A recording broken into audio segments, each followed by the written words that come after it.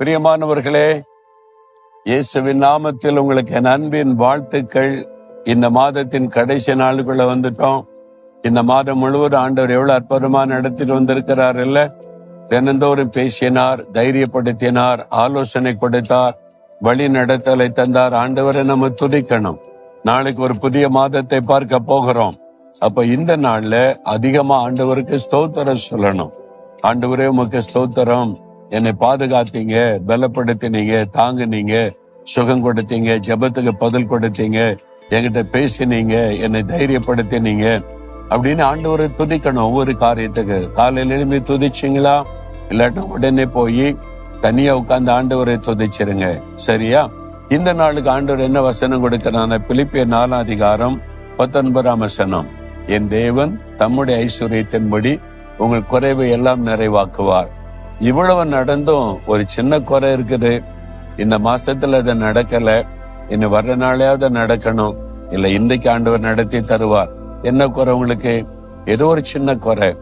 பண தேவை இருக்குதா? அதுல குறைபாடு இருக்குதா? ஆரோக்கியத்துல குறைபட்டுட்டீங்களா?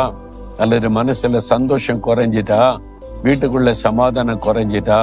ஏதோ ஒரு குறைவு உங்களுடைய குடும்பத்துக்குள்ள, வேலையில, பிசினஸ்ல, ஊழியத்துல ஒரு பகுதியில் ஒரு குறைவு, அது உங்களை பாதிக்கிறது. ஆண்டவர் சொல்றாரு, குறைவை நான் நிறைவாக்குவேன். ஆண்டவர் உங்களுடைய குறைவை நிறைவாக்குகிறவர். நம்முடைய வாழ்க்கையில எப்பவுமே ஒரு நிறைவான ஆசீர்வாதம்.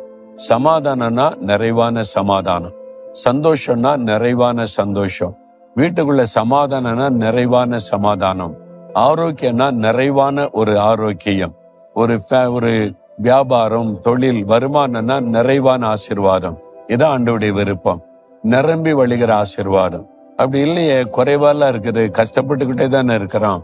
ஆண்டவர் சொல்றாரு, உங்களுடைய குறைவை நான் நிறைவாக்குவேன். அதுக்கு தான் அவர் சிலுவைக்கு போனார். சிலுவையில நம்முடைய பாவம், சாபம், வியாதி எல்லாத்தையும் சுமந்து முடிச்சு நம்மை நிறைவாய் ஆசீர்வதிக்க தன்னை பலியாய் கொடுத்தார்.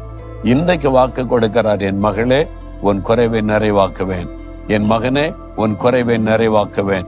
எந்த காரியத்துல உனக்கு நிறைவு வேணும், எங்க குறைவுபட்டு இருக்கிற அதை சொல்லு, நான் அதை நிறைவாக்குவேன்.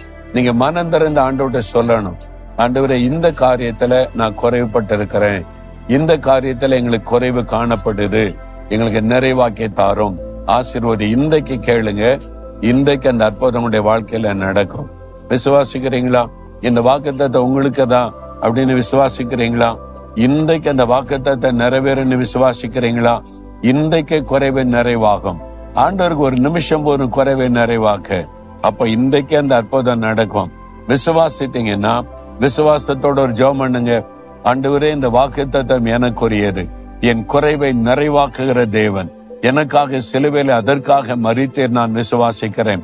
என் வாழ்க்கையில, எங்க குடும்பத்துல, என் உள்ளத்துல இந்த காரியத்துல குறைவு காணப்படுது, இயேசுவின் நாமத்தில் இதில் நிறைவான ஆசீர்வாதம் உண்டாகட்டும். தகப்பனை, யார் யார் இந்த ஆசீர்வாதத்துக்காக ஜெபிக்கிறாங்களோ, இந்த மகளுக்கு, இந்த மகனுக்கு, இந்த தாயாருக்கு, இந்த தகப்பனாருக்கு, இந்த குடும்பத்துல இயேசுவின் நாமத்தில் குறைவுகள் எல்லாம் நிறைவாக்கப்படட்டும். இயேசுவின் நாமத்தில் ஆமேன், ஆமேன்.